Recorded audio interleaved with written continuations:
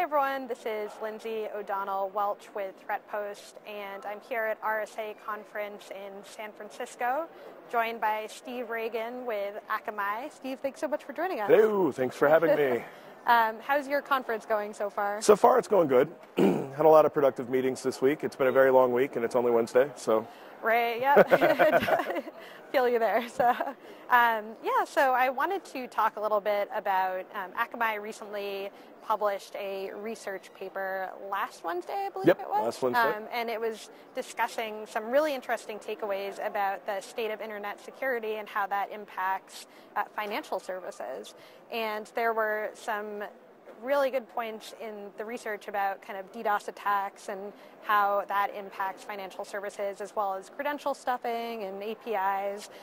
So just to start, can you talk about some of the biggest takeaways that you had in terms of what the research was about? So one of the biggest takeaways I got from the report when I was researching it is the fact that the last time we wrote about financial services, I had mentioned that the criminals were steadily targeting them, and they weren't slowing down anytime soon. Mm-hmm. As this report was being put together, not only did that get proven true, it actually got bigger. So shortly after we put out the last financial services report, we actually saw a record-setting attack for us, one of the largest against FinServ that we'd seen since we started tracking this, upwards of like 55 million credential stuffing attempts.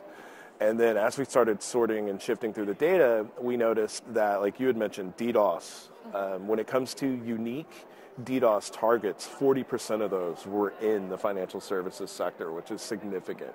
Right. We saw a bump in targeted API attacks for credential stuffing against the FinServ sector, and then also local file inclusion jumped up ahead of SQL injection when it comes to the type of web attacks we're seeing against financial services.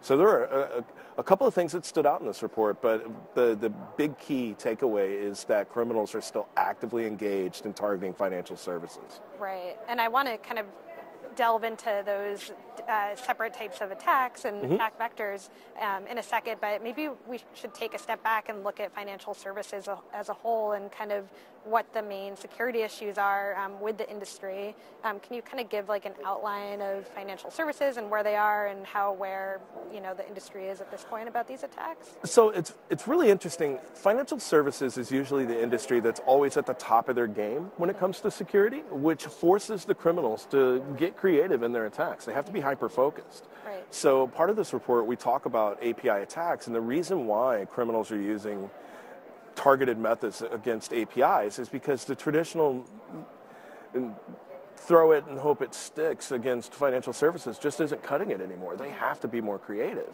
Right. And of course, this creates like this run and gun type of situation to where the financial services industry has to keep adding more layers and getting more creative with how they're doing defense, because the criminals are obviously coming at them full steam ahead. You see a lot of the same problems in financial services as you do with any other market segment. So the old standbys are still there. Web attacks are always going to have SQL injection. You're going to see that. You're going to see DDoS as a distraction and as a way to cut vital services off from customers. You're going to see this no matter what industry you're looking at. But when it comes to financial services, what we've noticed is criminals tend to take a hybrid approach in their attacks. So you'll see attacks that leverage SQL injection attempts versus, a little bit of DDoS mixed in there. And then when you see DDoS, the way they launch these attacks, it's a myriad of attempts. So you'll see SYN flooding, you'll see RTSP, you'll see all of that mixed in. So it goes across the board. Well, that's what kind of stuck out to me about kind of the DDoS attacks that you guys were observing, was just the variation in different methods that were being used. So what are you seeing? What's kind of the overall trends that you're seeing with DDoS attacks in targeting the financial industry? We're seeing sustained attacks. So what I mean by this is they get bigger and they last longer.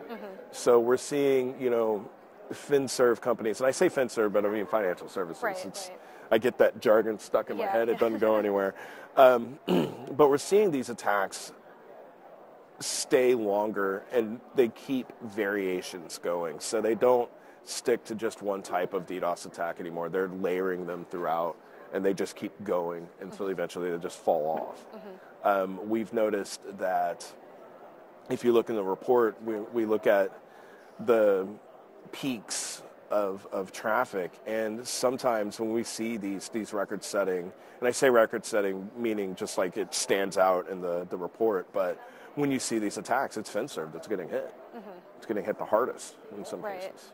Yeah, and I mean, to your point about DDoS attacks that are targeting FinServ get bigger and bigger, I think that's a trend we're seeing overall too with DDoS attacks. Yep. Just growing and getting more widespread. You don't hear about DDoS a lot, and that's one of the things we're trying to correct, because we want people to realize DDoS attacks are very real. They happen, and they're not going away anytime soon. So it's a thing that, you know, we want to keep that awareness out there, which is why we included it in this report, because it needs to be talked about.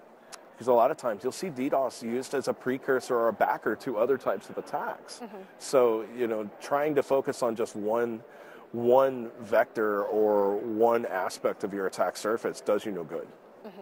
Right, and I also wanted to ask about credential stuffing. That was another big part of the report, and, you know, your figure you mentioned earlier about, was it 55 million? Upwards of 55 million was the attack shortly after we put out the last report, and it was all credential stuffing. Right. And it was against a financial services company. So this particular attack, you know, this was a 24-hour period, and it just stands out because this proves that when it comes to how criminals are leveraging credential stuffing, they are laser focused. Right.